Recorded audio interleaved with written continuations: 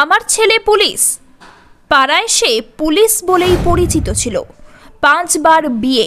আরজি করের ঘটনায় ধৃত সিভিকের অতীত জানুন। সঞ্জয় রায়।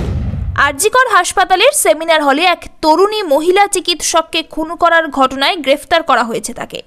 কিন্তু এই সঞ্জয় রায়ের কীর্তি শুনলে চমকে উঠবেন আপনিও।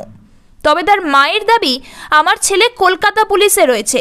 সূত্রের খবর, অন্তত 5টা বিয়ে করেছিল সে। প্রথমে বেহালার এক তরুণীকে বিয়ে করেন, এরপর তার উপর চলত অত্যাচার। তারপর পার্ক সার্কাস, ব্যারাকপুর, আলিপুরের আরও 3 তরুণীকে বিয়ে। একের পর এক বিয়ে। তারপরেও ক্ষান্ত হয়নি এই সঞ্জয়। মহিলা পুলিশ কর্মীদের সে ফোন করে উত্ত্যক্ত করত বলে অভিযোগ। আলিপুরের মহিলা পরিচালিত পেট্রোল পাম্পের এক কর্মীকেও বিয়ে করেছিলেন। 5ম স্ত্রীকে বিয়ের 2 মাসের মধ্যেই মৃত্যু হয় তার। ক্যান্সার আক্রান্ত ছিলেন তিনি।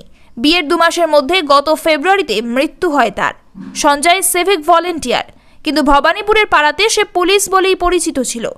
সিভিল ড্রেসের পুলিশ, এমনকি পুলিশে চাকরি দেওয়ার নাম করে টাকাও তুলত বলে অভিযোগ।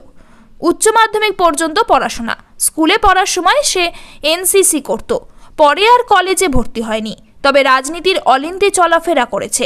আরজি করে বেশ পরিচিত নাম। ভবানীপুরের একটা ক্লাবে কিছুদিন বক্সিংও করত। তবে পাড়ার লোকজন তার উপর তিতি বিরক্ত। পুলিশ পরিচয় দিয়ে এলাকায় দাপিয়ে বেড়াতো। আসলে 2019 সালে সে সিভিক ভলেন্টিয়ার হিসাবে যোগ দিয়েছিল। সেই সঞ্জয়কেই গ্রেফতার করেছে পুলিশ। গোটা ঘটনায় একাধিক প্রশ্ন উঠছে। একের পর এক বিয়ে করেছে, তার সম্পর্কে কেন খোঁজ খবর নেয়নি কলকাতা পুলিশ? বৃহস্পতিবার গভীর রাতে সিসি ক্যামেরার ফুটেজে দেখা গিয়েছিল চেস্ট মেডিসিনের ওয়ার্ডের মধ্য দিয়ে যাচ্ছে সে সেমিনার হলের দিকে। সেই সেমিনার হলে খুন হওয়া চিকিৎসকের দেহের পাশে পড়েছিল একটি সাদা রঙের হেডফোন। রাত 3টের সময় এক রোগীর চিকিৎসা সংক্রান্ত ব্যাপারে সেই সেমিনার হলে এসেছিলেন অপর এক জুনিয়র চিকিৎসক। তিনি পরে জানিয়েছিলেন, রাত 3টের সময় দেখা গিয়েছিল লাল রঙের কম্বল জড়িয়ে ঘুমোচ্ছেন মহিলা চিকিৎসক। মনে করা হচ্ছে তারপরই খুন করা হয়েছে ওই মহিলা চিকিৎসককে। তবে গ্রেফতারের পরেও দেখা গিয়েছে সে ভাবলেশহীন, কোনো অনুশোচনা নেই। যখন তাকে পুলিশ ধরে নিয়ে গাড়িতে তুলছিল তখনও দেখা গিয়েছে একেবারে উদ্ধত হাবভাব।